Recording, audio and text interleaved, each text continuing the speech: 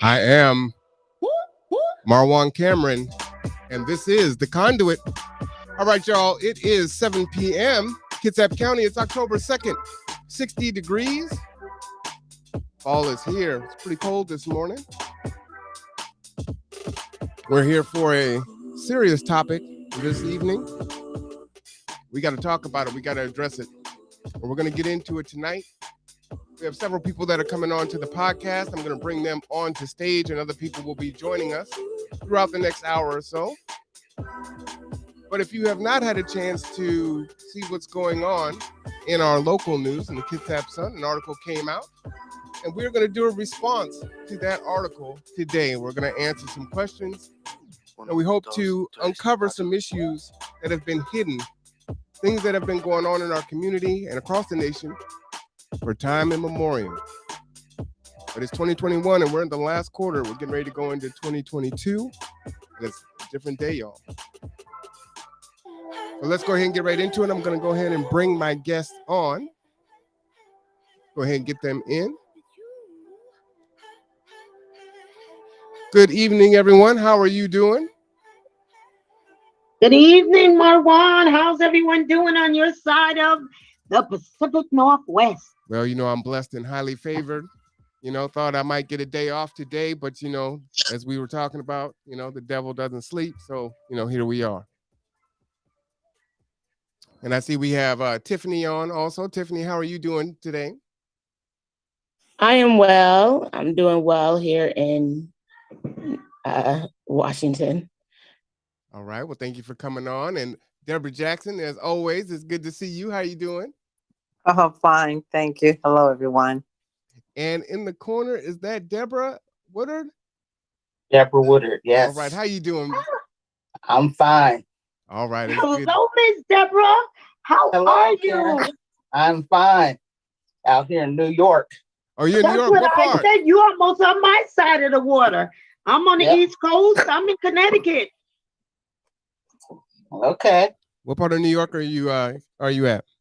Rochester. Oh, wow. I lived in Rochester. I was born in Buffalo. Okay. I'm a long way from home. Are you a Bills fan? I'm still Seahawks. I stay loyal. Deborah. All right. Well, what we'll do is we'll wait maybe 1 or 2 minutes, and we'll go ahead and get going in earnest. As I said, if you've have not had an opportunity to read the article in the Kitsap Sun, please do so. Yes. Good evening, Rob Dent. How are you doing? And good evening, Sabrina Moskowitz. How are you doing? Welcome to the podcast. So as you know, we are live broadcasting right now on YouTube, on 2 different Facebook channels and Twitch. So you can always subscribe to us at Marwan Cameron, the Conduit, or on Facebook, or our page for our 501c nonprofit, which is Gather Together, Grow Together. And then Twitch is Mr. Cameron 124. So that is there for you. As I said, we want to make sure that we get a few people more to come into the room as we'll get started so we don't have to repeat ourselves. All right. Does that sound good? All right. We got someone coming in right now. Oh, that's Deborah. All right. She's in. Okay. So what I'll do is let me go ahead and put our questions up for the evening so we know what we've got to have a common framework to work from. And I'll kind of go over how the format is going to go. Okay, so if you had a chance to read it, go ahead and read and digest the Kitsap Sun article, gather your thoughts, and we're going to talk about 3 questions. Okay, when you're not on, I'm going to ask you to mute your microphone because there's cross noises that'll come through, and we want to make sure that it's clear. We're going to also ask you to keep your responses to about 3 minutes. If you need more time, we'll go around in another circle, but we want to make sure that everyone has a full articulated thought that they want to have. Okay. And then I'll go ahead and start the show. We're welcoming in folks. I do want to take a minute. Let's go ahead and define racial equity impact analysis. Okay. And so one of the questions is did the Kitsap Sun in the writing of this article analyze, their reporting through a racial equity analysis, right? And so what that is racial equity impact analysis helps you both to raise the overall bar and close the racial gaps that exist on any given indicator by devising or revising approaches so that they speak specifically to how different groups experience an issue. Greater intentionality to understanding how groups are differently situated, and more strategic action from that intentionality promise better results for all groups and the narrowing of gaps among them. All right. So we want to have a common framework. We want you to understand how we're coming at this. And as folks answer these questions. Okay. So let me go ahead and put that up. Let folks get in, get their cameras going, get a little beverage if they want. Yeah, let's go ahead and get into it here. All right. And Okoye, normally we have our circle. So how best would you like to do this? You want me to just go clockwise here? That would be whichever way works best for you, Mr. Marwan. I think that as long as we are doing it in a listening frame, I think that it will work quite well. All right. Then that is what I will do. Let me go ahead and put our questions up, and I'll repost them as we will address them one at a time. I'm going to go ahead and put those on the chat. Christina O'Rourke says, thank you for defining the racial equity impact analysis. And so she put that, type that in there also so people can read it along with hear me read it. All right. So our questions are: 1, this article reports on concerns about KCR through the lens of sabotage of Tracy Flood. What's your response to that framing and to those complaints? So that's the first question we're going to ask. The second one we're going to get into is, what is the language and the narrative that bothers you about this article? And then lastly, we want to hear your thoughts and your personal experience with Tracy Flood and her work in the community. Okay. And I wanted to kind of put those questions up for those of you that want to take, a minute to read the article while someone else is speaking, or if you're listening live, you can go ahead and read the article so you have a framework. And please feel free to comment in the chat, and we will go ahead and read those questions or responses. All right. So I'm going to go back and just put up the first question, and we'll go from there, and then we will build on. And as I said, I'm going to work from clockwise and around. So what I'll do is I will call on the first person. You can go ahead and answer that question. And then right when we get around to 3 minutes, I'll thank you for your question. And then I'll call on the next person as kind of the, the hook. What is it? Showtime at the Apollo. They give you the hook. Is that what they used to do? That's so old now. Huh? They still have, do they still do Showtime at the Apollo? Do they? All right. All right. Sal is, thank you, Sal. I'm glad that you, I tried to send you the link and it didn't come through. I'm glad you got the message. Has Tracy responded? To my knowledge, she has not responded. Okay. She has not responded to this point. All right. So let's go ahead with the first person. That is you, Okoye. This article reports on the concerns about KCR through the lens of sabotage of Tracy Flood. What's your response to the framing and to the complaints? My concern with this is that it feels as if it is a public lynching, and there's many ways to lynch, and there's many ways to be tried in the public. And I feel that this is the tactic that's being utilized with this article. And so my concern was the language that was used, being hostile and and jeopardizing, and words that they were using. The language that was being used in the article felt very condemning.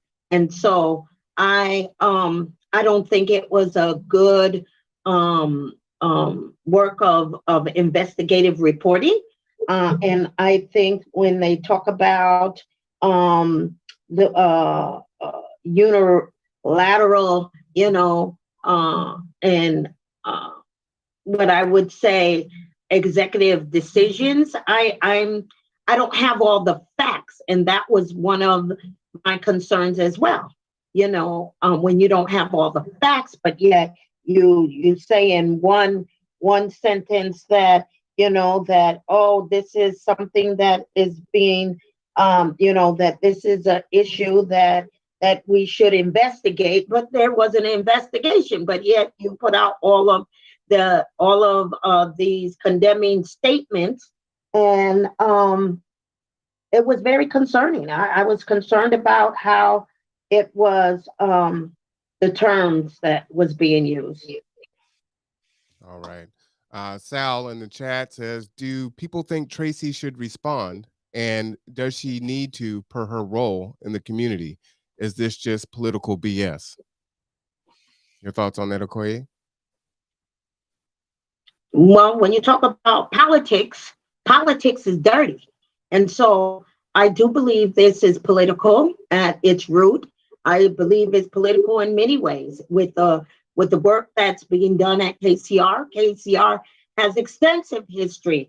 And I do believe there should be an investigation, even with KCR and the history that they have with many of their policy practice and procedures. And so, yes, I welcome investigation. I don't welcome lynching. I do welcome investigation. And I don't feel like that has been done properly. And for it to be thrown in the public and tried in the public, and they weren't forthgiving of their names and their concerns. If you want to be transparent, if I'm saying and bringing accusation, I have to be bold enough to put my name on it and stand on what I believe. But I don't see that in this article. And so there's concern. There are red flags everywhere for me personally. So those are my thoughts. All right, I appreciate that. Ms. Deborah Woodward, I'm going to come to you next with the same question. This article reports on the concerns about KCR through the lens of sabotage of Tracy Flood. What's your response to that framing and to those complaints? I'm still reading the article.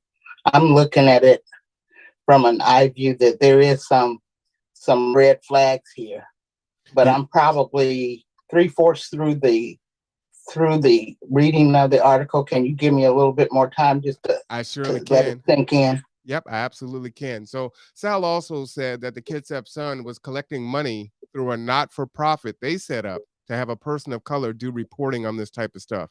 I find that fascinating. As who is this person? I haven't seen them really doing a lot of articles, based on our needs in the community. So Sal, if you have the answer to that question, definitely put that in the chat. I think that's definitely informative. So the next person is Miss Deborah Jackson. Miss Deborah Jackson, are you ready? Yes. All right. Also, you're asking me about the my concerns and about the language that was in the article. Yes. Yes, definitely.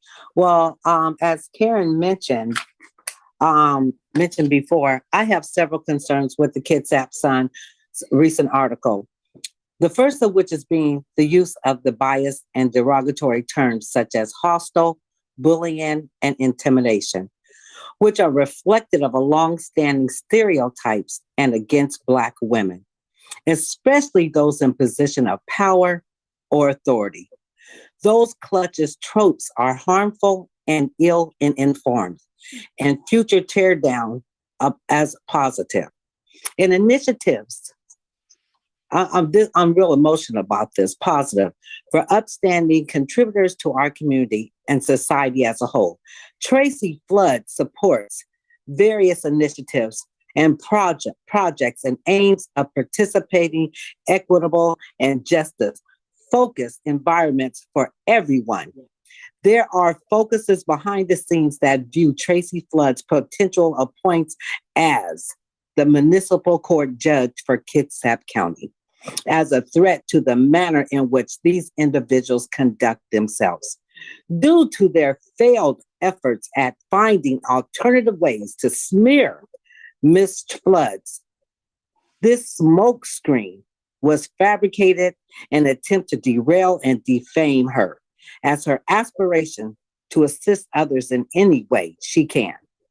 Additionally, the timing of this article release is a blatant attack on Tracy's campaign to cast a shadow on her good name and to undermine her efforts to support, to improve our city through her continued acts of service.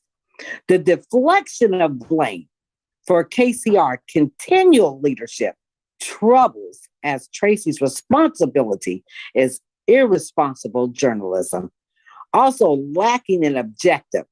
It appears that Tracy is now KCR's scapegoat so that the agency may continue avoiding accountability for its staff and other leadership discriminatory implementations of policies and procedures with individuals of color.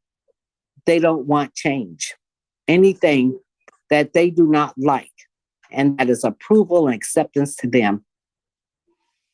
They conduct this behavior.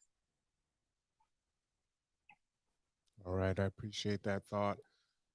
One of the things I want to ask you a follow-up question. Sal said that they don't think that they ever hired that person that they were trying to set a position for to cover, our issues, which are county issues, right? And he also said that he would ask the editor of the Kitsap Sun to come on and answer some of these questions. And we absolutely intend on doing that, Sal. We just got wind of this today, and we are no longer in the position where we can sit back and wait and lose time, as this was strategically released. So from my understanding, this information, this letter that was anonymously sent, was dated back in June or July, and it is just now being released right before the election. So, that is definitely politics for sure, but it is definitely set to undermine. So, there's some big issues that are going on here, and they need to be resolved. My personal thoughts are, in regard to KCR, is this county acts as though they're too big to fail. They've gone through 2 executive directors. They're waiting on another one. And there have been numerous complaints, especially in the Black community. I have complaints of my own based on, client treatment from KCR. And I think they need to be broken up. We haven't had the ability to file a grievance. There wasn't a grievance in place. And then all of a sudden, after about a month and a half, there now is a grievance or a way to file a grievance. The problem is that my particular client still doesn't have the housing that they need. And so we don't want to file a grievance and have that person and their family lose out on what is due to them. So we just have to wait and see if she is able to get what she needs, and then after that, go forward. So there's a lot of concerns, and we've had these conversations for years about KCR as far as the treatment, with how we've been treated or not getting services. I may have someone come on and speak about their experience and how they're almost offered. They don't even have to seek out resources. They are called and given resources. So if you got the right complexion, you're all good. So let me go ahead and let in Meg into the stream here. Good afternoon or good evening, Meg. How are you? Let her get her audio going there. But what I wanted to ask you, Deborah, was to just build, did you want to, say something shortly about some of the issues that you've had with KCR? Oh, thank you, Marwan. I had technical difficulties. Oh, no worries. Yes, with us, we've had many complaints that went through with KCR. But one thing I just can't understand, how we've had several meetings with KCR and of complaints and issues, and we were told in those meetings that they didn't have a complaint process. and that we couldn't put one in. And because they don't have no complaint process in their policies and procedures. So if you have a complaint with KCR and walk in the door, you're not able to put in a complaint. Now, this was stated in a meeting. So these type of practices, they have been practicing this for many, many years. So that tells me they can do what they want. When you're trying to put a person in place that's going to make change and make you do the right thing, yes, they're going to rally together. Because they've been running it. The staff has. You know, No accountability. right. Yes. Well, and to that end, both Deborahs, for years we have had complaints, right, for our clients and folks that we work with, and we've heard the stories, right, and these aren't quiet things. We've complained to the top with no resolve. And yes, it's an election year, and this is the president of the board and whatnot, but Kitsap Sun doesn't seem to be interested in covering that. And what has been done here also, to me, everybody's in bed together. And what they use this as a platform for her opponent. They rallied together and this was a platform.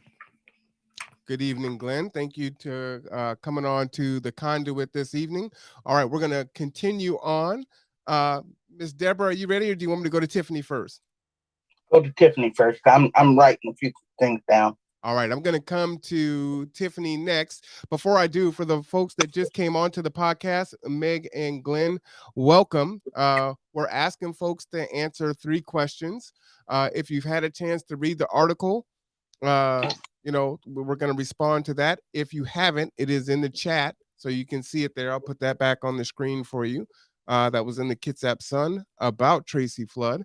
And the 3 questions, and we're answering this one first. The article reports on the concerns about KCR through the lens of sabotage of Tracy Flood. What's your response to that framing and to those complaints? The second question is, what is the language and the narrative that bothers you about this article? And then lastly, what are your thoughts and your personal experience with Tracy Flood and her work in the community? So Tiffany, can you please answer that first question? How to use her as a scapegoat? That was how I added it in there. I didn't say that specific phrase though. Me? So the first question, I did read the article, and I was uncomfortable with the words, as Deborah said. I think Deborah did a wonderful job. I just was super uncomfortable with the words bullying, and she created a hostile work environment. My own personal experience, I believe that there was already a hostile work environment because I worked at KCR for about 6 years. And as soon as Jeff came in, and he wanted to make some changes that were good changes, positive changes. It was almost like they didn't want him in there, and then he, magically disappears. And so with that, that opened my eyes to say, okay, what's really going on? And then just kind of moving through and trying to understand how a complaint goes forth. And even when I went to go put in a complaint, one of the things where, like Deborah said, they don't have a process. But if KCR has been running for a long time, and how do you not have these processes for things or understanding to things? And so I would love to hear the other side. Like, why did the Sun put this article out without getting more information? Why did it take this 1 letter or 2 letters, and then you want to put this article out? You're also putting it out during an election year. You're putting out against an African-American woman who is great in the community, and you're putting these strong words out like bullying and hostile, just those negative words. And so that will be my question to the Sun newspaper, and then my questions to KCR. Can you guys be more transparent in what you guys really are doing or what's going on in your office? All I right. like to say something on that. I Please. just really feel that this was an ace in the hole, a platform for his appointment to this position. Oh, elaborate on that, Deborah. Why do you believe that? Well, they waited till now to go ahead and put this out there. They couldn't find no dirt on her. You understand? They couldn't find no scandal. So in other words, they used this. My thing is the article said the investigation, all this happened in December. You want to wait till now to bring it to the forefront? So, just like I believe the good old boys club got together, and to use this against her. I know what happened to me when I ran for office, putting my mugshot on the front page, meeting, the group of them meeting together, plotting against me. I believe this happened to her. It happened to me.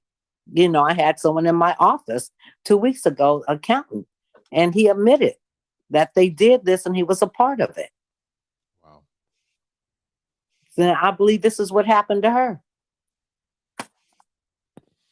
All right. Well, Miss Deborah Woodward is getting herself together with her thoughts. She's almost done with the article. Meg or Glenn, are you ready to answer the first question? Not sure if you can hear me. Oh, yes. Coming through loud and clear. Okay. I read the article. I don't take one side of the story. It's unfair to just read what the article says and not get the other side of the story. They kept saying Tracy didn't have any comment, and so my thinking kind of runs along the same line what Deborah just said. They waited until the election is next Tuesday to put this article out. I believe it was meant to damage her image and to ruin her chances for being elected as a judge. So, as Deborah has said, it's the politics that's being played.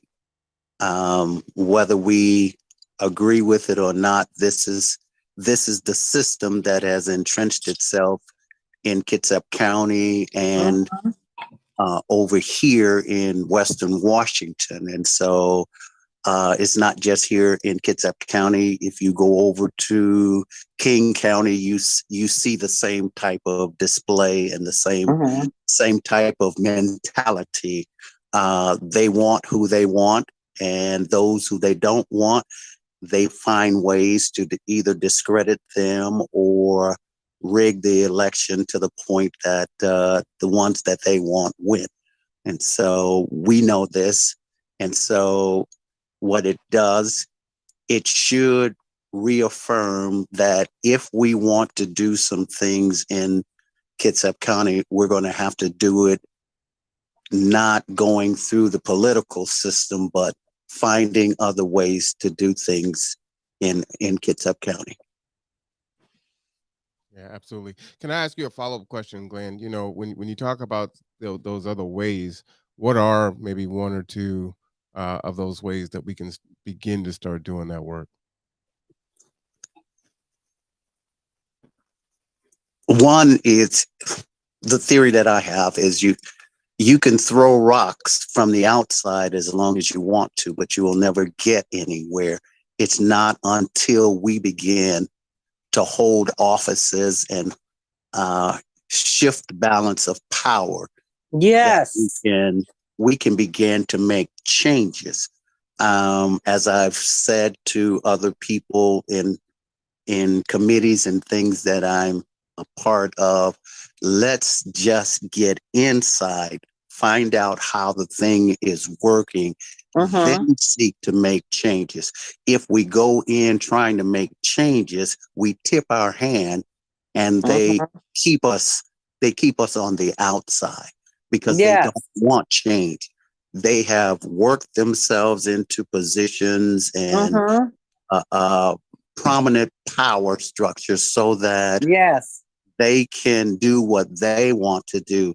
And you and I coming in with a different idea or an idea of equality threatens their political position, sometimes their power, sometimes the things And that their they're trying to agenda. do. So Yes. we have to be smart in our going the other way. We have to learn to play the game and play it well to the point that we can get to a place of power, of position, so that we can make changes. Advocating change is one thing, but knowing when to show your hand is another thing, and that's where we have to get better at knowing when we can affect change and make change without it causing us to be thrown out in the next election or the next appointee. All right, I like that. I appreciate that response there. To build on that, I think another thing that has to happen is we have to get back on code, right? We have not been together. Here this is. I know it's last minute, but there are a lot of leaders here in this community, and we've got to come together when these things happen. But then Yes. we need to already be together before crisis happens. We can't Mhm. try to mobilize, after the fact. We already need to be together. So it's something that we got to work on, not only in this town, but, across the nation, period. True, true. I'd agree with you on that.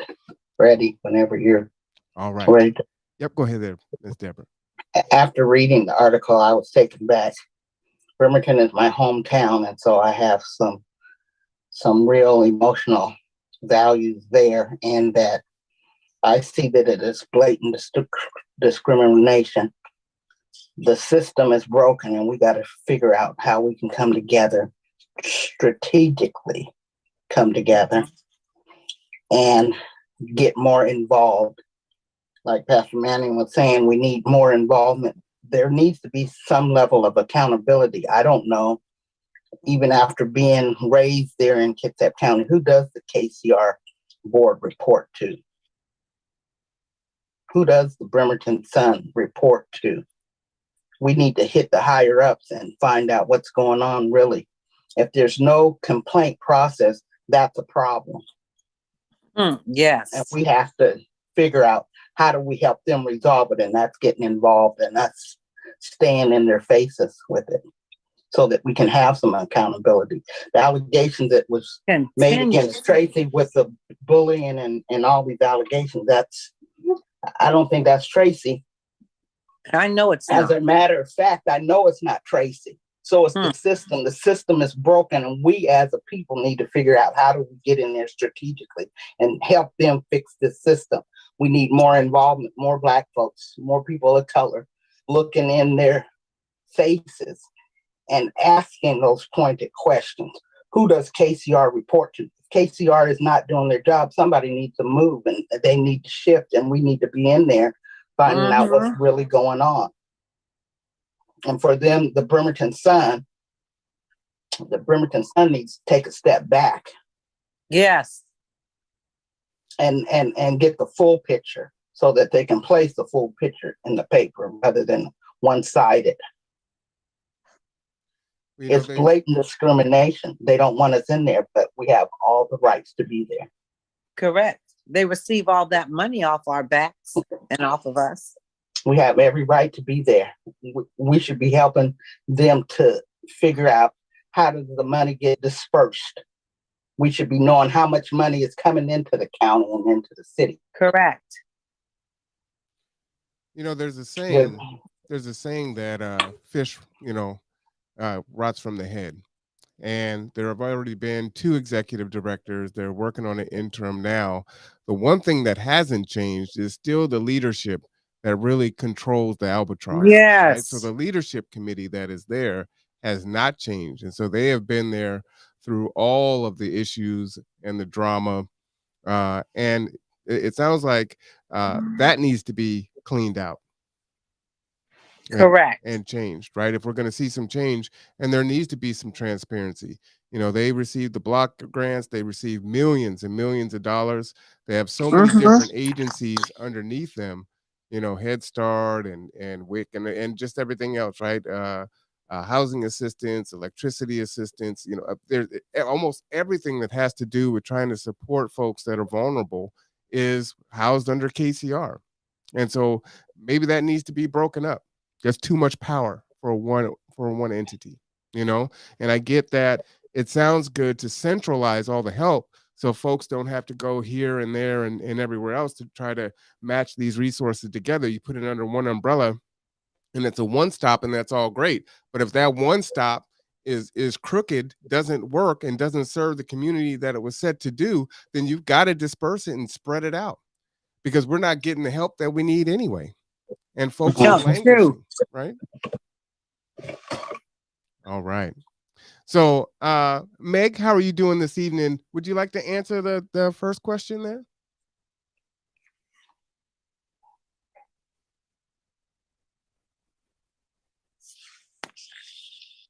You are on mute.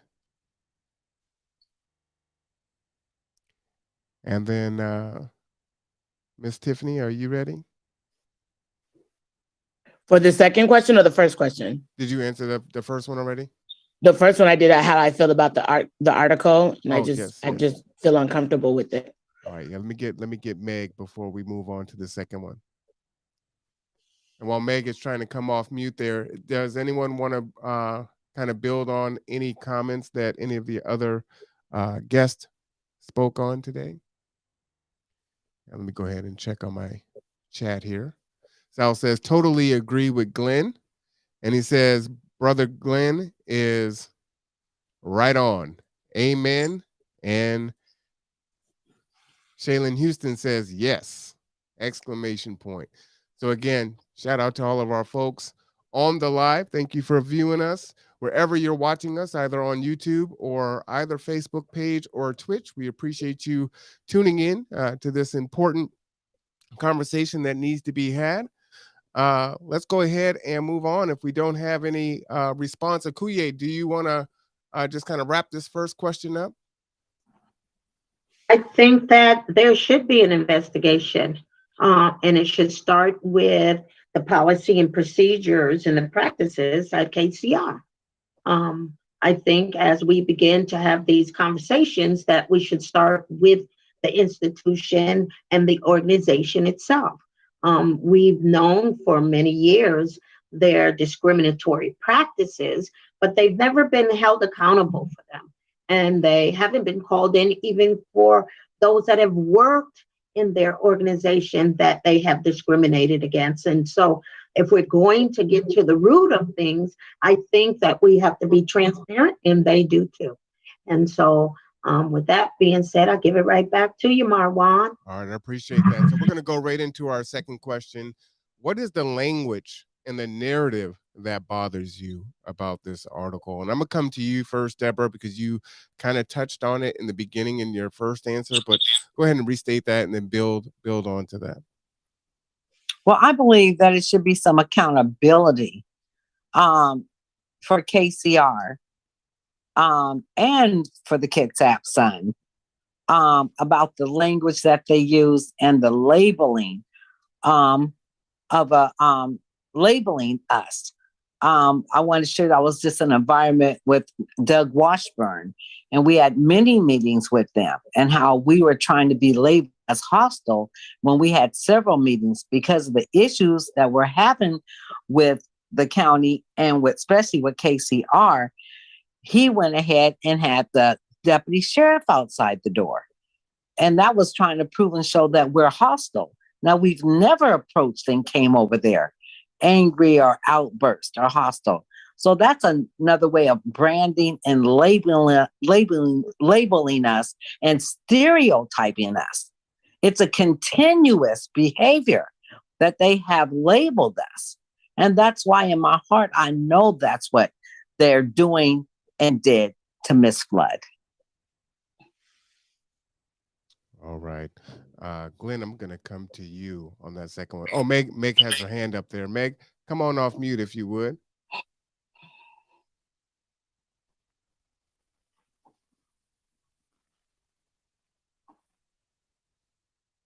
saw her hand up there.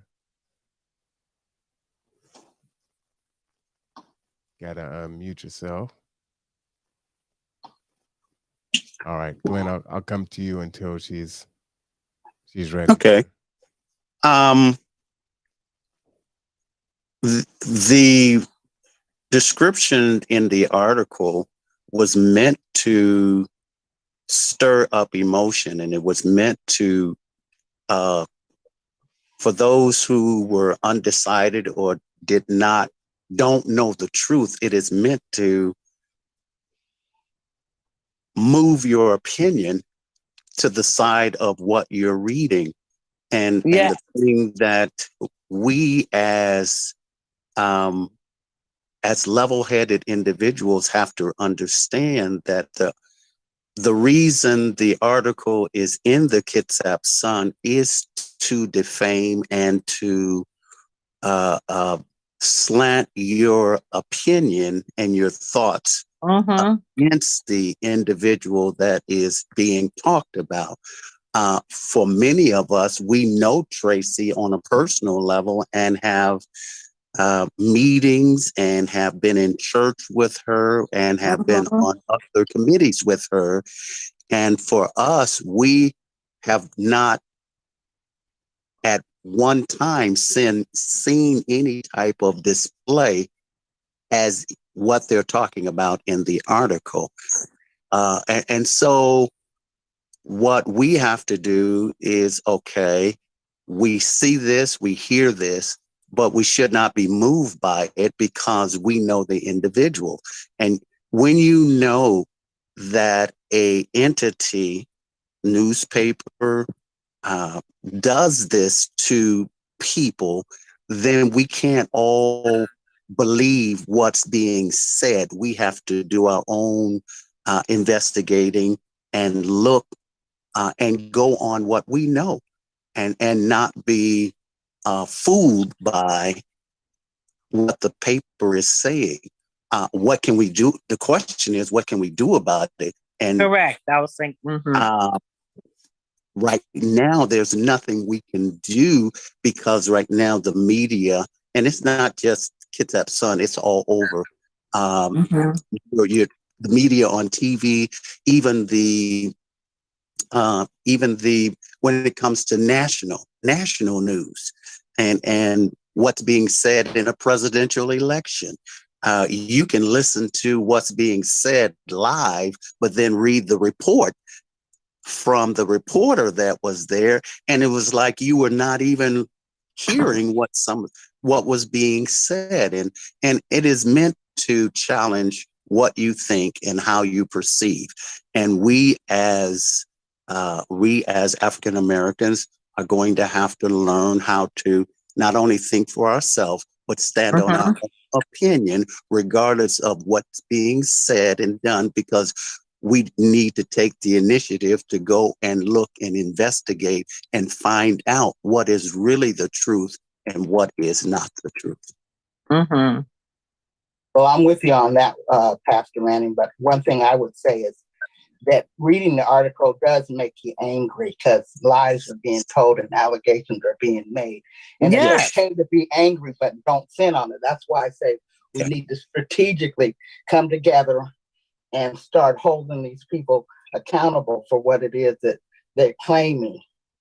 Being able to stand up and stand on our own and be able to come together to say, hey, look, we need our folks in there looking out for our folks in there that are coming to the table and needing help. I have a daughter that's emotionally and mentally ill, and I know she needs KCR, but she can't handle the KCR staff members that are down there. Okay. And I know that. Amen. So I say, if for nothing else, it takes, as they said, it takes a village to raise kids and stuff. Yes. So that's why we have to strategically come together and make sure that we get key people in these component places that can help deframe, default, all the stuff that they're coming with, those allegations that they're making. We need to prove them wrong and show them and demonstrate to them that we can come together, we can stand on our own, and we can bring our people in because we want our people looking out for our people. Okay. Well, what I would say to that is one of the things that's particularly destructive, especially to the Black community. You know, it's not hyperbole to say that we have to work twice as hard for half the credit.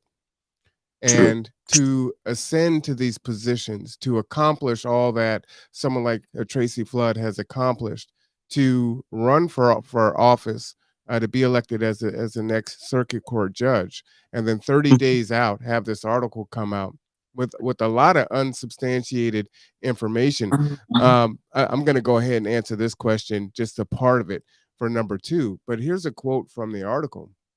Instead, Flood denounced the disclosure of the allegations about her conduct, calling it a leak and a breach of confidentiality before hanging up. So she is an attorney. And so she understands that, hey, they probably have non-disclosure clauses. They can't talk to the press. They can't, those things are written. And so she says, I can't talk about it. So she doesn't. It's written as though she's trying to hide something, but the people that are in breach are the rest of the executive board. Right? Yes. That's the perspective that they want us to take. Right. That from her action, instead of answering the question, she did what she was supposed to do, not disclose anything because she has, because she has a confidentiality thought. But when you do run the risk of looking guilty to the untrained eye, or to the people who don't know how this process works.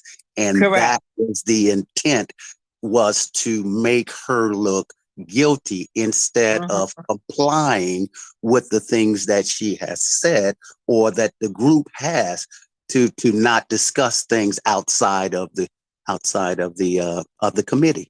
Well, Pastor Manning, that's what's so insidious about it, right?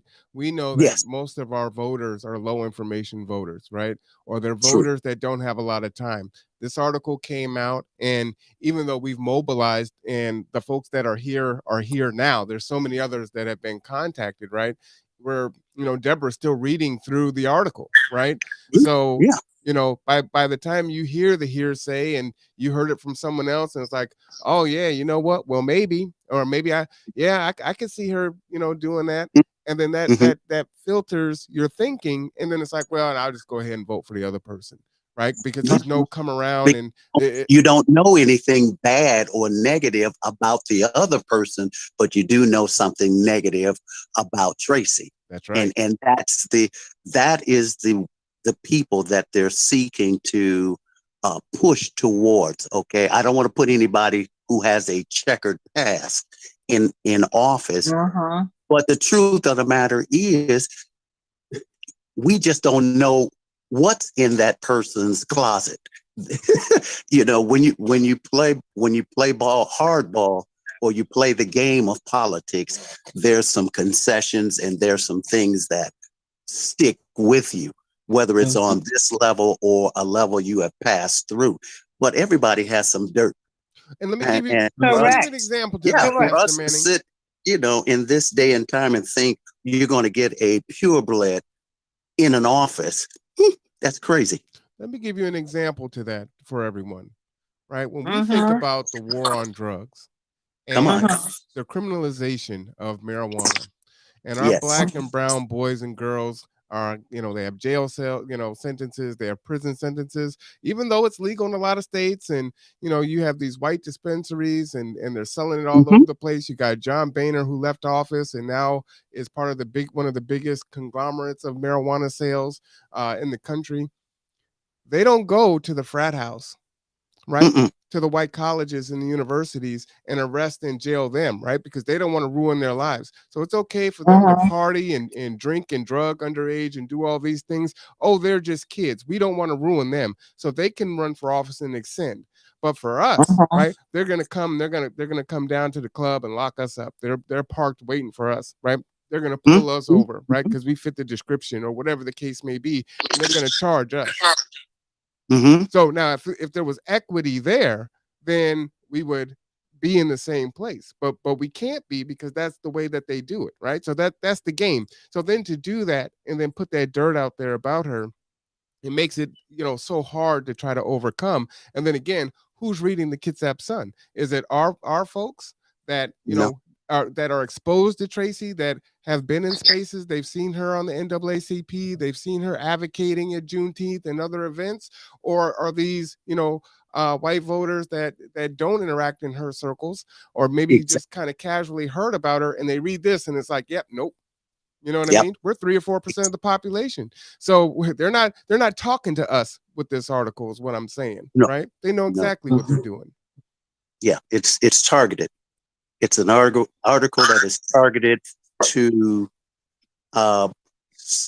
sway the undecided vote and to get it locked to the other individual that's running against her for the circuit judge. Yeah, absolutely. Tiffany, I'm gonna come to you next on that second question. As I was reading the article, one thing that stood out to me is, as I said, as a board member, you owe a duty to KCR to adhere to the bylaws. And what I realized with that is they're making it like, to me, how I'm viewing it, reading this article, is they're acting as if she just came up in there and was just disruptive. Like another Black woman came in here and tried to do whatever she wanted to do. And I don't believe that that's the case at all. Like, now you're trying to tell me, what I feel like the article is trying to tell me is like, she came in here, she was disruptive. She didn't have any integrity. She put KCR on the line. And my question to KCR is, well, how many times have you been on the line before she came in? Because if people are making complaints, if people are upset, and they have no minorities or person of color or anybody in higher positions. And then you go to the bottom of the article and you start talking about board members, and then they reach out to board members. They said, well, we didn't know we were a board member. And then you create a board member subcommittee. Well, who was this subcommittee? If anything, the newspaper should have said, hey, KCR is having some hiring issues or can't hire, they're having a hard time hiring up. So we need to create a subcommittee. And I would also ask KCR, if I could ask KCR anything, where is your equity and inclusion team? Because that should have been your subcommittee. They don't have one. Right. And I know at the time Jeff Flood was trying to get one. And then as soon as he got it created, that's when he left. He left. And so I just think, it's almost like you're not going to be discriminatory towards this woman when you guys are having issues within yourselves. You already aren't showing best practice. You already are, doing things, overworking your employees and things of that nature. And so you're writing this article. And of course, the one thing of, yes, they did this 30 days before, the election. So I just think they just had to put something out. I just feel like the Sun newspaper just did it just to have something to do. I don't understand. For me, it's just confusing on why they would do this. Well, I guess it's not confusing, but it's just, it's horrible that they would do this. And it's also something that the community, the city of Bremerton, to me, normalizes. Like, this is normal for them to, it is do something like this. And so that, I guess, disrupting the pattern would be saying, hey, we are not going to stand for this. Like, you're not going to do this. And it would be a matter of saying, how do we get there? How do we do that? The other thing too, Tiffany, I'm listening to what you're saying, is what typically happens with us, right? You've had 2 failed executive directors. The organization is in turmoil. And then they bring Tracy Flood in to right the ship, right? Now she rights the ship because things are wrong, but you don't like how she's fixing the ship. So now it's like, and you didn't remove the power underneath, right? The direct power under the executive director, which really, the board is in charge of the executive director, right? So you left all those power pieces in place. So when she comes in to change it, well, we don't want to change it. We like it how it was, right? Because we went through 2 EDs, based on that situation. So that's just an observation also. Deborah? Wait, I had something that, go ahead. I'm sorry, Marwan. We all need to look at this and how systemic racism is being played. And I'm going to catch a lot of backlash on this, and I have nothing against the person I'm making this statement on. But we can take a person that's gone to prison that's of another color, that's white, you know what I'm saying, and send them down to Olympia and vote for them, put them in the paper, put them in a position, you know what I'm saying? But that's white versus black. Simmons. Yes, go ahead. Yes, and this is what I'm saying. But we can crucify this person in the paper and deframe them and derail them, but we can uplift their person, the white person. You understand what I'm saying? Right. Absolutely. And this is true. We can take them to the white, put them on national news, fight for them in the courthouse. And then another thing you guys don't know. When we did the bill, and I'll say the representative who did the bill on getting the prison offenders their rights back to vote. That they only did that because their children were in drug court and they wanted them not to lose their rights to vote. Mm-hmm. And that's when that was implemented. I went to Olympia on that. I met the attorney for the state and everything. I went to the governor's office. That's how I got the Maverick of Kitsap County named from them. Because that's the only reason that was implemented, because it hit home to fix it for their child. Then not to lose their rights because they were stuck in drug court and they couldn't vote, and they wanted them to still have their privilege and their rights to vote. So they always fix things for them. I'm just saying. Well, we know that historically, Deborah. We from the days of crack, which they put into our neighborhoods, there wasn't diversion programs and drug court and things like that. And then you have meth and opiates. Now, like you said, now they've got to do something. Now it's a disease, right? Now they're victims, right? And it's the manufacturer, it's everyone else, and they don't have to take any accountability for it. And then at the same time, they still go ahead and leave us in these mandatory minimum sentences. They're not diverting those folks that have done 10, 15, 20 years in prison for cocaine or crack, right? And say, hey, you know what? It's a disease. They're victims, of circumstance. Let's go ahead and rehabilitate them and get them back out into society and restore their rights, right? And make them healthy. They're not doing that, right? Like you said, they're going to fix theirs. So, that's definitely facts that resonates with me for sure. Shaylin Houston says, say that about, I think, Deborah, you were speaking at the time, so that was for you. Okoye, will you jump in on the second question there? What is the language and the narrative that bothers you about this article?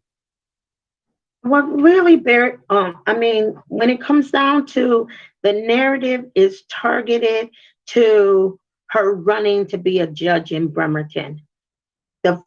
When you read that first, and they really lay it out in that first paragraph. And they lay so much weight on her running for office. And then they go down from paragraph, saying how hostile, labeling and branding and all the above, the stereotyping. And then they defame and they go all the way down. And then they hit back with her running for office. Is this article about what's happening at KCR, or is this really about her running for the office of judge in Bremerton? See, we have to be very conscious and aware of what story is being spun here, and understanding what do they mean by these type of statements. What do they mean by ousted? Because they're using language, and really the language is really allowing us to discern where they're coming from. They're talking about, there should be this, an investigation. What's been the issue? What has been the issue with not just KCR, but with the executive directors? And what did they mean by they ousted this one and they did that? That's language that means they're controlling some things. And when they don't like it, they get rid of you. And so when we begin to just say, let's just look at this paragraph and lay wait on this paragraph right here. What is this paragraph really saying? Let's do some reflection on what is being insinuated in this paragraph, what's being spun in this paragraph, and really deconstruct what the intent of this article was really about. I think it's important for us to go ahead and do that reflection and be able to say what we're really concerned about and exposing some things. And you're talking about KCR talking about being transparent. Are they being transparent? When No. you ask about blatant discrimination, this is blatant as we're going to get. And when we talk about, one thing that is really concerning with me, what Tiffany said, she's been working on the inside of that organization. Jeff came in and he was doing tremendous work, wanting to work with organization. He reached out to the Marvin Williams Center and say, we're neighbors. How can we work together collectively to help our serve community? And we were working on how we can begin to design and do some visioning and everything. And then poof, it was gone. I said, oh my God, he was looking at their policy, their procedure, their practices, and then he was ousted. And that needs to be exposed. We're talking about how we move forward and, undermining all of this work. No, they don't have an equity improvement plan. If they got it, tell me what it is. Lay it out. It's nowhere in their policy. It's nowhere in their improvement plan. Neither is it in their budget. So if it's not in their budget, it does not happen. And they have not yet done the work of equity within their organization. And that is concerning, especially when they've received so many resources to ensure the underserved communities in our county are being served in an equitable way. And that is not being done either. Right. And so let's talk about the real talk that we need to be talking about here. If they're going to talk about exposing, let's expose some of the things and let's make sure that they are being held accountable as we begin. We've got plenty of grievances have been brought to KCR in multiple ways from multiple community members and leaders and those that they serve, and they have not been addressed, not in an equitable way. No, they have not. I agree with you, sis, and excuse me, Marwan, for jumping in. You're good. Please do. But once again, this is a opportunity for us as leaders in the community not to get swayed away from the real issues of what's going on. We can become sidetracked by the article mentioning all of these defaming or other slanderous type comments. But the real issue is not what Tracy did or did not do. The real issue is KCR's lack of being the entity that they have been paid and given money to be. And that's where our focus really should be. I know that the article mentions Tracy, and we should have some concern, but let's not forget or get our attention diverted, because there is a real exposure that needs to happen in KCR that is not being talked about or worked on. And I keep hearing they brought in Jeff, and Jeff was trying to, but knowing Jeff is not going to fight you to get you to be better. He's going to leave you because you're fighting him. You're trying to switch it and make him the one who is causing all the trouble. And that is a system there that is meant to keep KCR right where it's at without helping anybody. But yet on paper and in all of these briefs, it looks like they're doing so much work. You know, and that's a hell of a juxtaposition of style, you know, when you compare and contrast Tracy and Jeff Flood, for sure, and their leadership styles and how they go about it. So what you're saying is apropos, right? I mean, Jeff came in and you didn't want that, right? And he's very kind of laid back and you know how he presents, and then Tracy is the way that she is, and it's you don't want change, right? And again, you have that one constant variable is that leadership team that has been the same through the test of time. There you go. I'd like to interject something here. Yeah, please. I'm thinking of the word strategic. Strategically, can we as a Black community come together with our nonprofit organizations in writing, put letters out to either the city, the county, KCR, or whomever, and ask for KCR's policies, procedures, and their complaint process.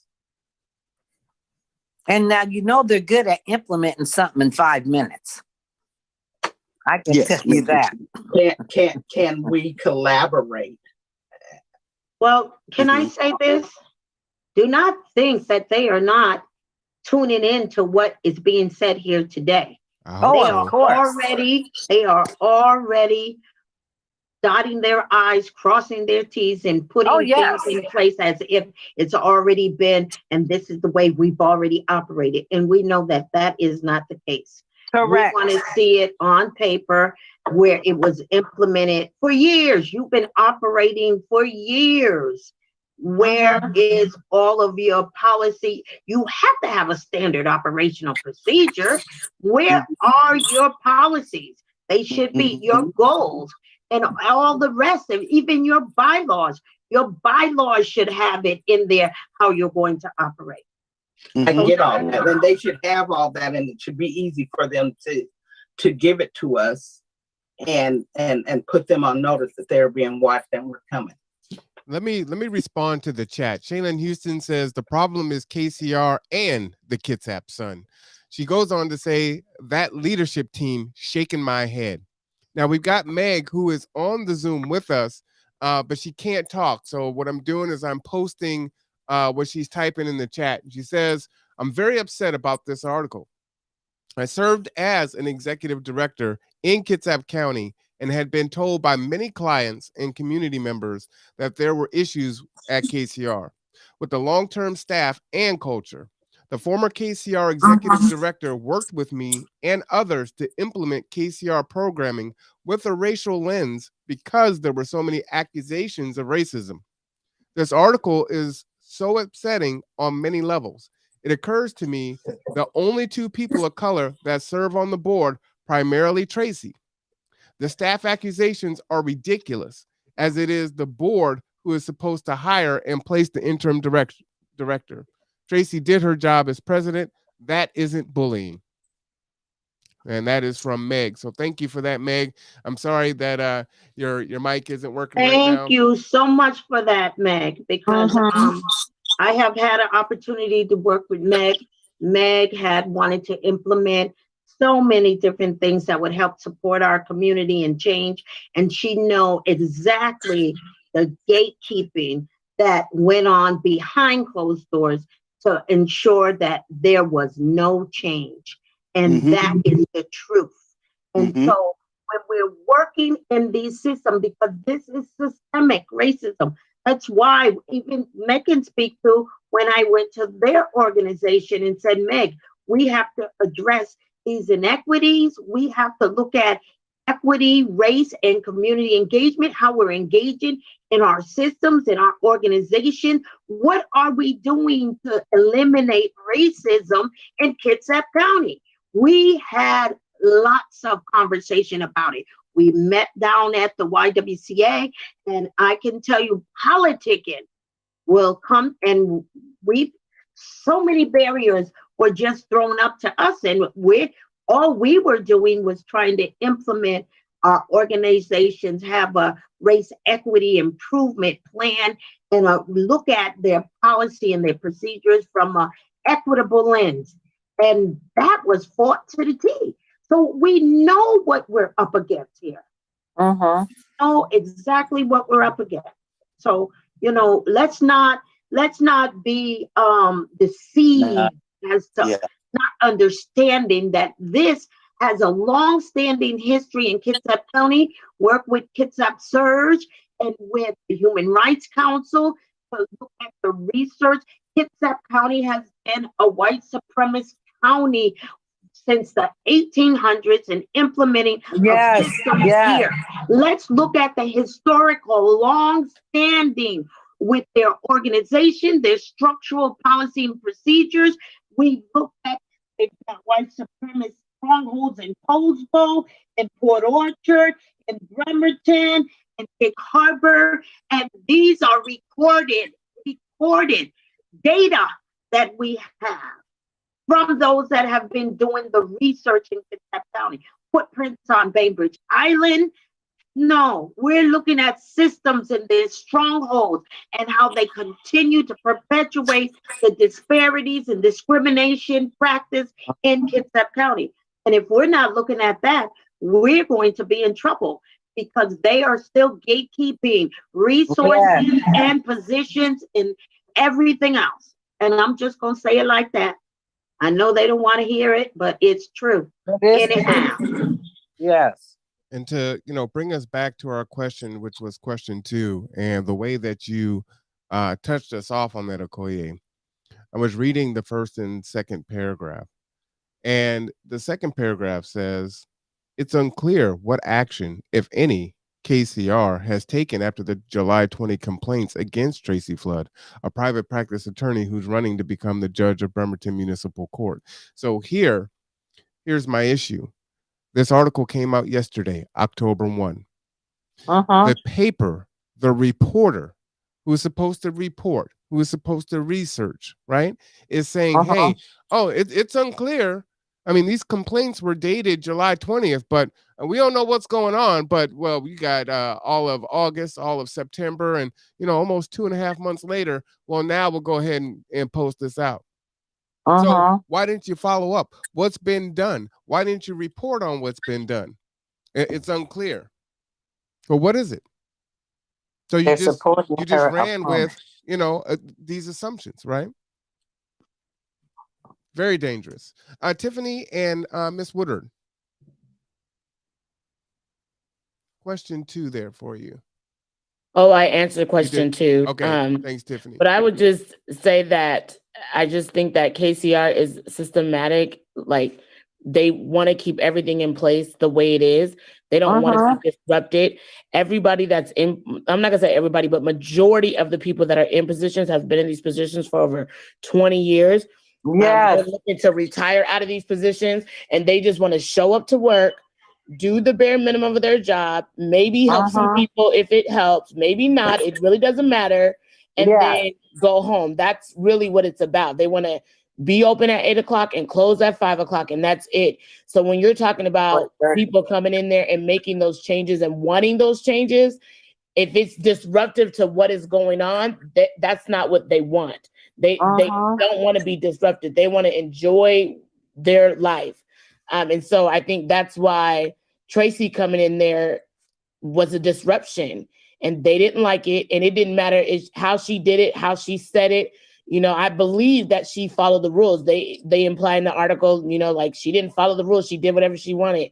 I just think that anybody that disrupts their normalcy, they don't want, and they'll do anything. And even if that means reaching out to the newspaper and putting out false accusations against someone with integrity, that is what they'll do.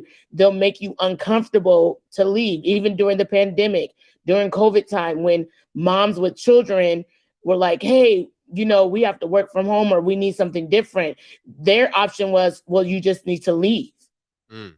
That was what they wanted. And it's like, we worked here, we done gave, everything we can give. And their option was, you can collect unemployment. And it was like, aren't you someone, KCR, you're supposed to be here for the community. And now the community is experiencing this pandemic, And here we are, we need to do something about it. And your option is, well, quit your job. Wow.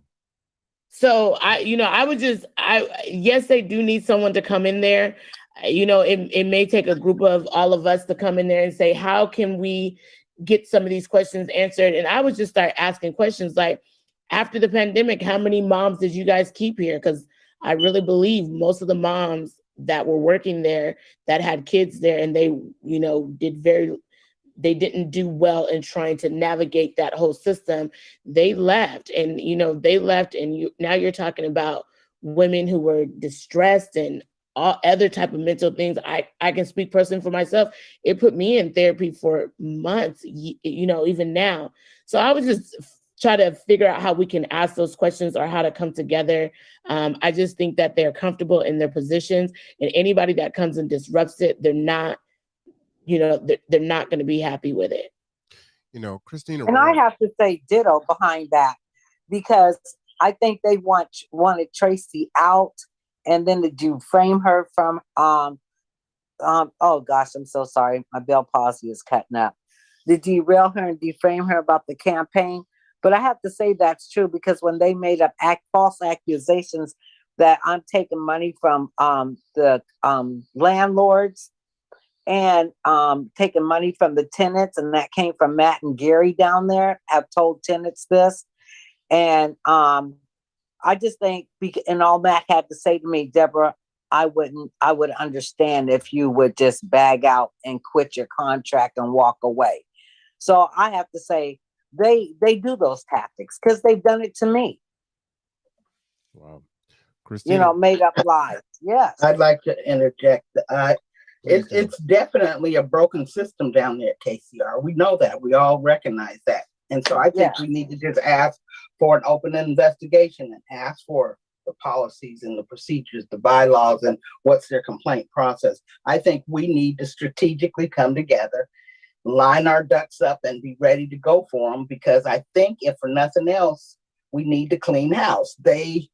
If they've been sitting in them positions and they're not doing their jobs, they need to be out. They need to go.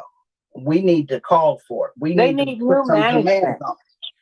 Well, they need to have their grants taken away. They need to be, I think they need to be dismantled. No one entity should have that much power and that much money coming in at a centralized location where there's no accountability and no transparency, even after years of complaints from the community with nothing being done about it. And then you can, it's interesting because Christina Rourke says, have you ever worked alongside Tracy? My goodness, she's by the book. And that's just it, right? We're talking about a seasoned veteran attorney who, when they got her, right? Oh, it was a win, right? Oh, she's the head of the NAACP and she's done this and she's done that, right? I've had her on the podcast and her dossier was like 10 minutes long. So that was a win. Oh my God, this is great. And now all of a sudden, she's this, that, and the other, right? And we shouldn't stand for it. How convenient. Right? That's right. We should not stand for it. It's time for us to say we want the house clean. Well, and this is why it's a different day, right? This hasn't been done before. Maybe a letter's been written here and there, but coming together with the letter, way, demanding pen to the paper, right? Power is taken; it's not given. Let's go ahead and transition. Well, correct. I have individuals, excuse me, Marwan, that I've been holding back for months that want to protest down at KCR. For this semester. And that's all well and good, Deborah, but we need to get all that in writing too. That needs to go along with it too, because when it comes down to it, they're not going to stop. There's more of them than there are of us. But if we come together, we can show them we got numbers too. Yes. We can show them that we can come together and we can strategically present to them what they've done to us in changing the rules or not having rules, not having a complaint process in place, making these allegations. The timing is all wrong for them to be trying to do something like this to our sister, Tracy Flood. That's crazy for us to put up with it. So we got to take a stand. It's time for us to take a stand. I'm angry enough to say, let's go do what we got to do. Put everything in writing, present it to our attorneys, show it up, show up with them, with our documentation, have our NAACP, our Blacks in Government, our Surviving Changes, our churches, and our people coming together and strategically presenting to the county.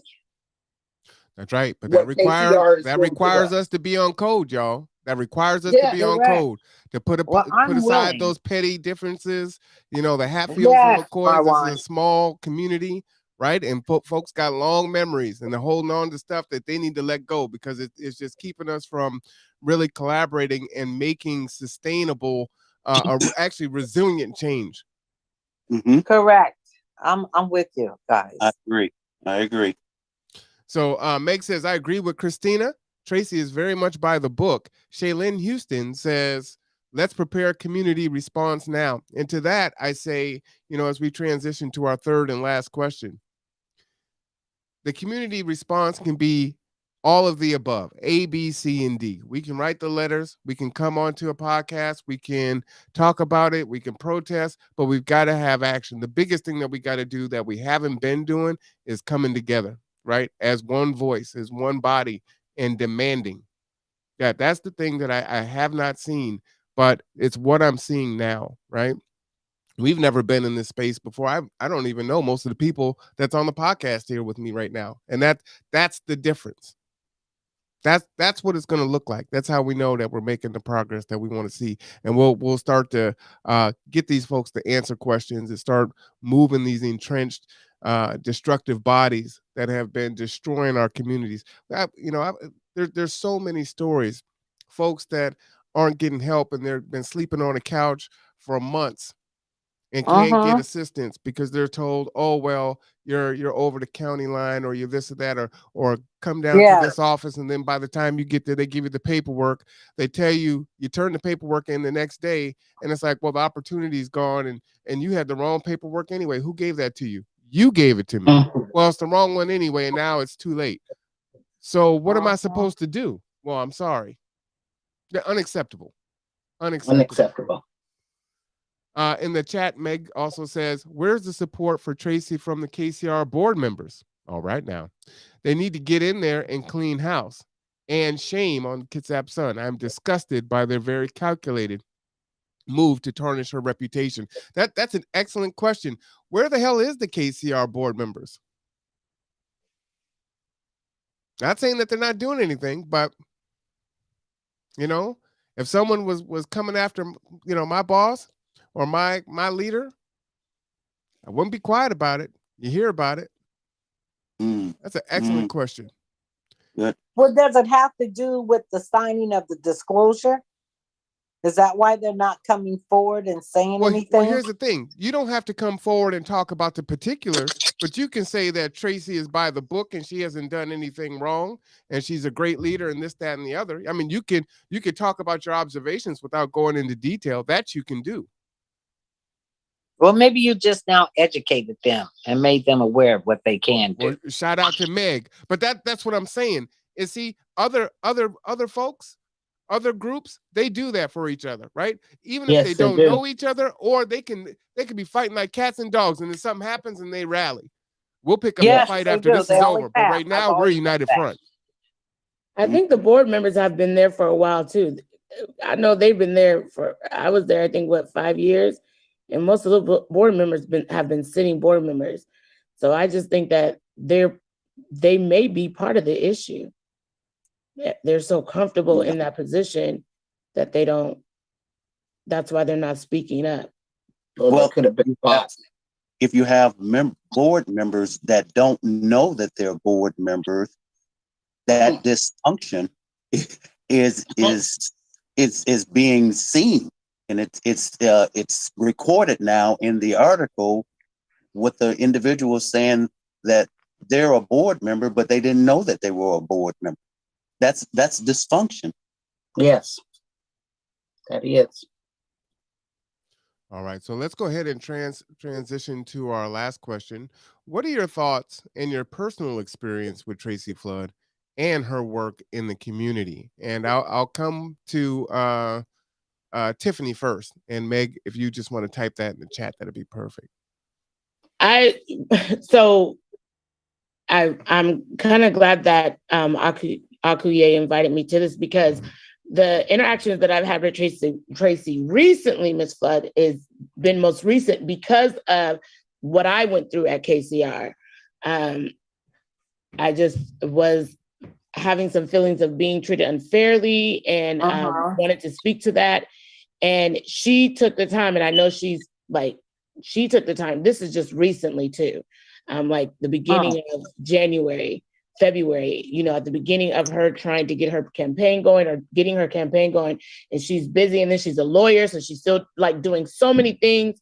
Yes. And just recently, she still took the time to talk to me and forge a relationship and hear me out and empathize with me. And she just took the time to do all those things. She didn't have to do that.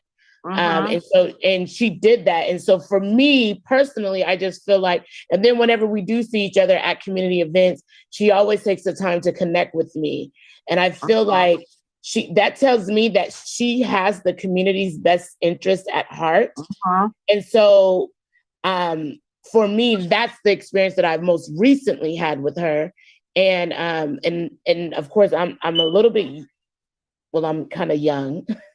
I'm a young person. So so my other experience were like when I was a kid, just knowing her being a lawyer. And then of course, now that I'm an adult person working in the community, this has been my most recent experience. I just feel like what I personally believe, and this is my personal belief, I really believe that she got into KCR. I believe that she had a seat at the table. She was sitting there reading the policies, and then start asking questions, and it made them uncomfortable. And then they wanted her gone. That's what I believe. I think that anybody that makes KCR uncomfortable, they want gone. I think that she's just a woman of integrity. I think that she's a woman that wants to see change in the community.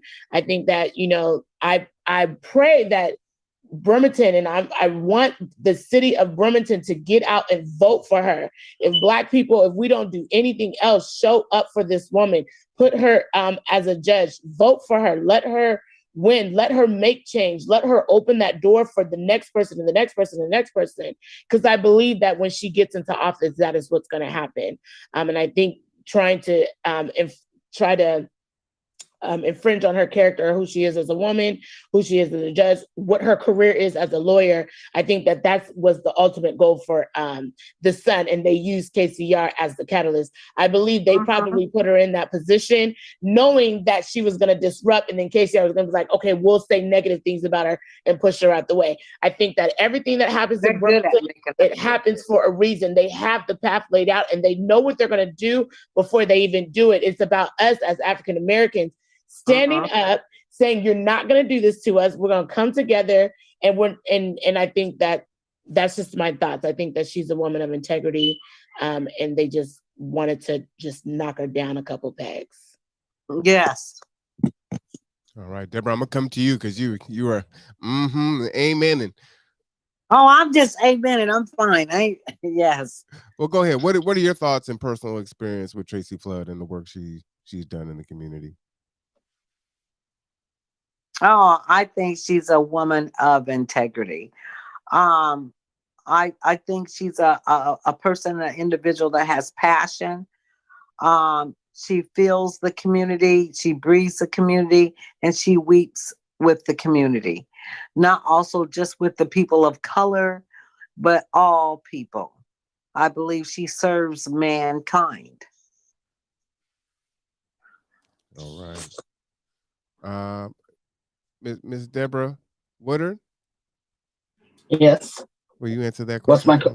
What's my question again? I'm sorry. What are your thoughts and personal experience with Tracy Flood and her work in the community? I've just seen her involvement as the NAACP president, and being one of the past NAACP presidents. My hat goes off to her because I know she's very much involved in helping the African American community and people of color and all people in general, because I've seen her in action. I think she stands on her own 2 feet, and she stands up, and we need to be able to stand up behind her. That's right. All right, I like it. Okuye. Yes. I first met Tracy back in the 90s when we moved here to this region. I've known Tracy by working alongside her with domestic violence with the YWCA. We served on the board together. We've always served community. She served our elderly to ensure that they are housed and cared for properly. She's worked with the NAACP. She's come alongside to support our youth with our youth empowerment conference. When I see Tracy, she's always serving in one capacity or another. Tracy and I have not always seen eye to eye on issues, but she has been stellar and her character. She's been honest. She's been transparent. She's been a matter of fact type of person. And sometimes, that can kind of, if you see in different views, but we don't all have to agree. This is not about agreement. This is about you defaming and destroying and being able to really destroy someone's reputation in all of their hard labor and all of their work that they've done to serve this county and serve Washington State and serve in our military. She served our nation as a military. We're not just talking about no Joe Blow off the street. We're talking about someone that has dedicated their life to serving others in many capacities, not just one, but in multiple, in all forms for justice, to do what's right. And for this is vexing to my spirit that here we are and going into a 2022 dealing with a pandemic, working, slaving tirelessly to help our community during the pandemic, to get services, to help our school districts, to help our community organizations. And I am just sitting back saying, you know what? KCR needs the one to be exposed. They do. Let's put it back where all of this is coming from. Mm-hmm. And so I don't have any kind of bad feelings or saying anything that, and like I said, just like me and you, Deborah, we don't always see eye to eye, but that doesn't have anything to do with how we are serving our communities. Correct. So let's come correct, y'all. Let's make sure that we are sticking to what is being said here. And I believe in my discernment with what's happening is KCR is operating the way they've always operated. And what does ousted mean? Because they mentioned that word in the article. And I'm saying, oh, that's interesting.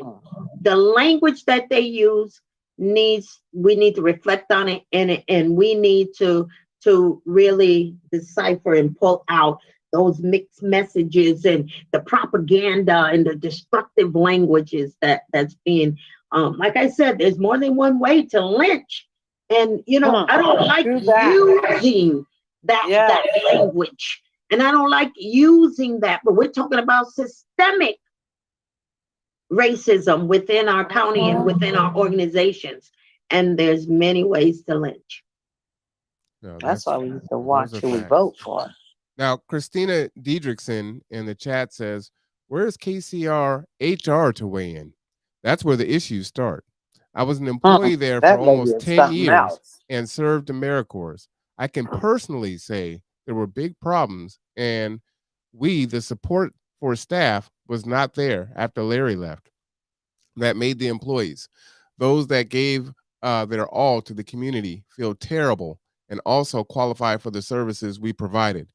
I high five those that are most likely bringing issues to light that a certain staff member in HR probably doesn't like. And then she goes on to say, and I began my career when the economy tanked in 2010. And that's right. So, there's a lot of folks with, we're talking about clients, we're talking about employees, throughout different departments at KCR. We're talking about buy-in force that are talking about their issues with KCR. We're talking about the leadership that is attacking Tracy, and then the Kitsap Sun that's coming alongside and bolstering that and trying to dismantle her and defame and discredit her. So these are some serious issues, and it's got to stop, and it's got to stop immediately. Christina also says multiple of us on here were right there with me. So, absolutely. What I will say in response to question number 3 is this. I haven't worked closely with Tracy Flood. I have a very different viewpoint on, I'm going to contradict myself. Where I say that we need to be on code and we need to come together and stand as one. I don't believe in supporting you just because you have the same skin color as me. I Right. did not agree with Barack Obama. I don't think he was good for Black America. And so that's how I feel about it. Now, what I'll say is Tracy Flood came onto the podcast last week and she answered some hard-hitting questions. She didn't duck any of those questions. She got emotional on some of those questions. She talked about how she wasn't perfect. But she talked about, her passion, her love, her dedication, her service, the late night phone calls, right? All the things that she's done, all the boards and the committees, right? We all have, free time, right? And she talked about how, hey, I could be working in Seattle making 6 figures, probably, mid 6 figures, as a practicing attorney. But this is where I love, I served the military. I live in Kitsap. I serve Kitsap. And so she has dedicated her life to a life of service here, and to disregard that and to just summarily just tarnish it as if she hadn't done anything, that she hasn't been in this work. We know, because we're all service providers. We know that it's thankless. We know that it's long days, long months, long years. We're talking about it earlier today. We're exhausted. We're fatigued, right? We want to spend time with our significant others. We want to spend time with our children. We want to rest. We want to have fun. But yet here we are having to stand and deliver because the evilness and the attacks just can consist and persist, right? It's pernicious. And so it has to be cut off at the head. And we're just not going to stand for it anymore. So, that's my thought on question number 3. Let me go ahead and read the chat a little bit more. Well, wait just a minute. You didn't answer his. I'm sorry, Marwan. But he was stating what I gathered, now correct me, that he doesn't believe in voting for people if they're the same color as us. Is that the statement he is saying? We're going to vote for Tracy and we're because she's Black? No, that has nothing to do with it. Right. I want to be clear. I can Deborah, reverse that. Deborah, okay, I want to be clear. This is my statement, right? I'm going to be clear on my statement. My statement is statement. That's my statement. I don't care if you're Black. If you ain't doing the work, then you don't belong in the space. And we get a lot of Black faces in high places that don't do nothing for us when they get there. So I don't give a shit about that. Excuse my language. I'm sorry. Don't excuse my language. And then so I thought it was a question that you were reading into. No. I was just answering question 3 because I'm just kind of facilitating it. But that's what I'm the reason why I'm going down that line is to say that I'm supportive of Tracy, not because of that, right? And so I've got to compare and contrast that. So it's a thing, you're not getting on code just for the sake of being on code. You're getting on code because folks are doing it right? The folks are putting in the but work. I thought let me just make it clear. I thought you were reading an email, a text message from somebody. No, that's my that statement. Was of another color. That's why I went there. You got it. That's my statement. So Shaylin says, I see you, Shaylin Houston. That's from Christina. And then another one from Coriana. I'm sorry, the text is really small, so even with my glasses on, I can't see it. And it's those who serve our community to the fullest and with heart, as it should be with KCR, that are first to be pushed out. And there are scores of stories of volunteers that have volunteered for us at G2 that have talked about her horrifying stories of getting services at KCR. What's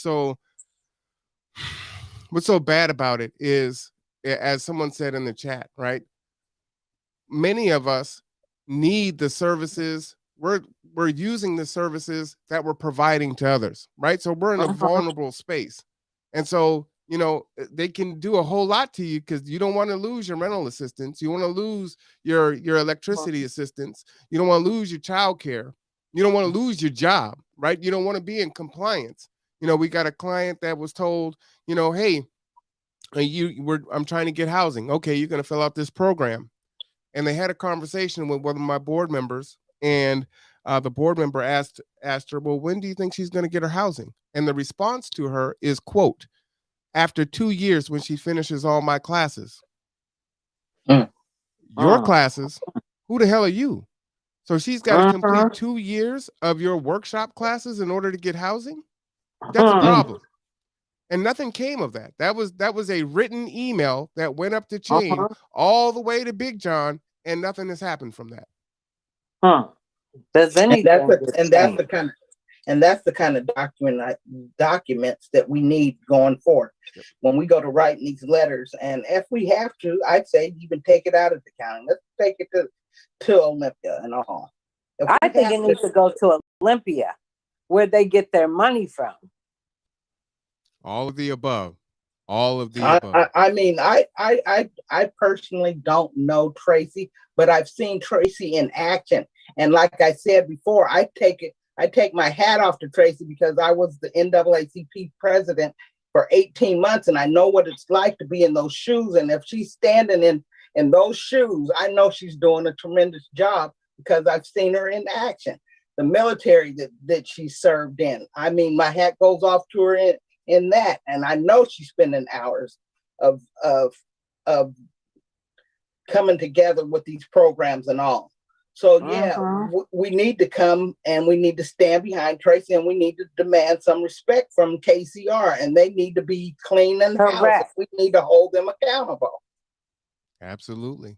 Especially when they can just discard, you know, the frontline workers so summarily, right? Just leave your job. Well, it sounds like those directors need to go ahead and that leadership team needs to go ahead and just leave their job. Leave their job. Yes. Time for you to do something else. Deborah and then Okoye, you want to kind of center us and take us out? I'll go ahead and leave that up to Okoye.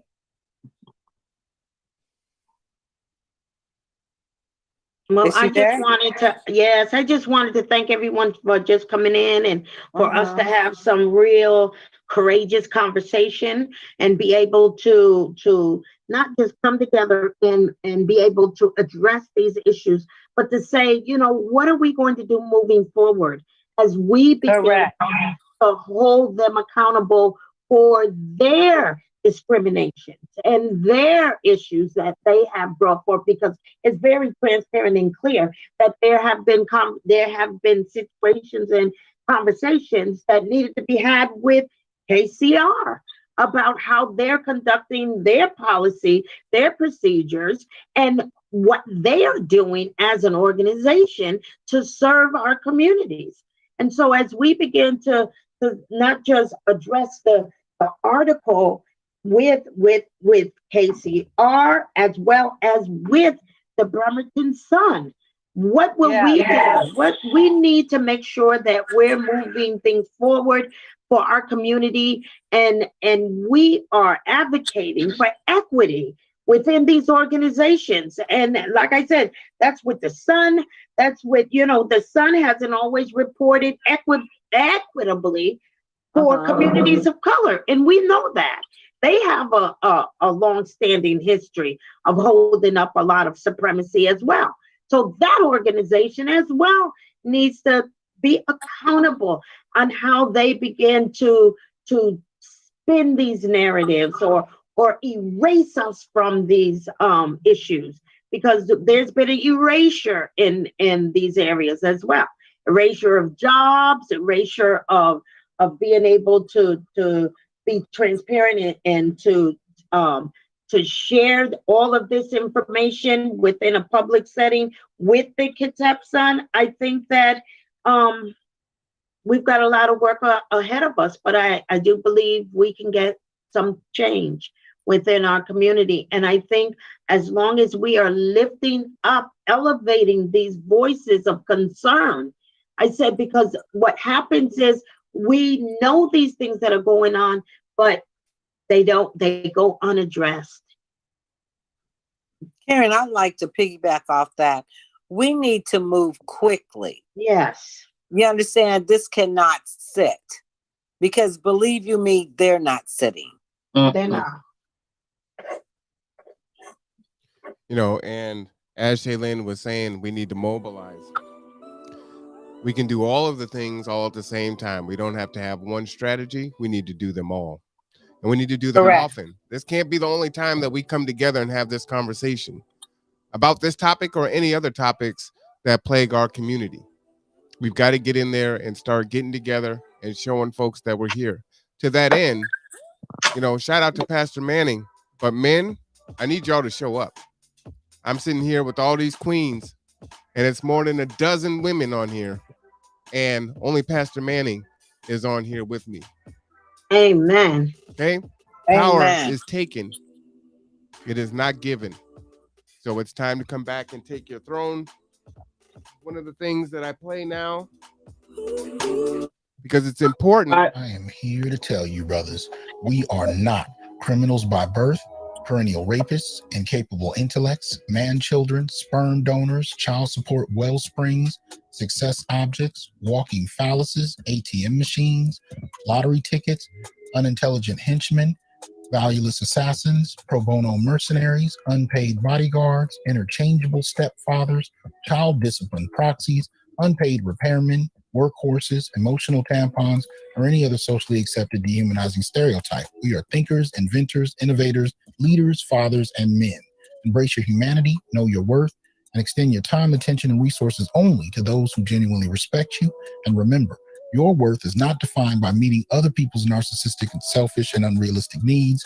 You define your worth. Peace. That being said, kings, you need to come back to your throne. Queens, we've got to stand with them. We got to stand together.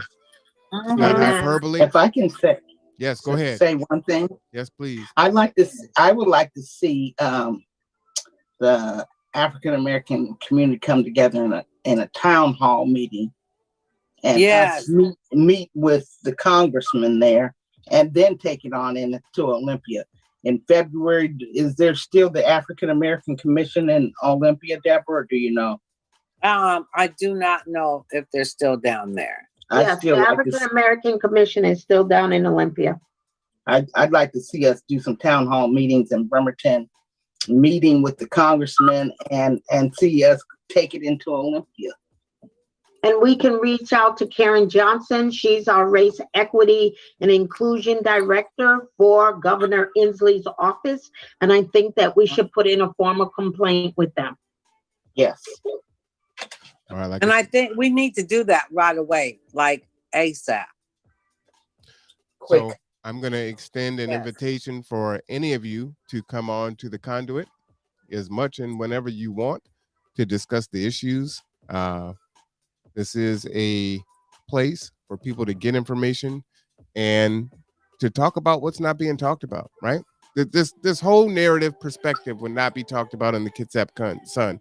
Even if they print a retraction, the damage is already done.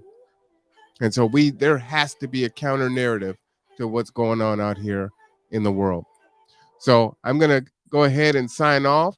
Thank you to all of our folks, Deborah Woodard, Tiffany High, Pastor Manning, Akuye Vargas, Deborah Jackson, Meg, Quinn Van. I'm sorry about that. Shaylin, Christina, Coriana, Christine Rourke. So many folks, all the people in the chat. Sal, we appreciate you. This is the difference that we're going to look at. I am R1 Cameron. This is the Conduit, and we will see you tomorrow. All right, y'all.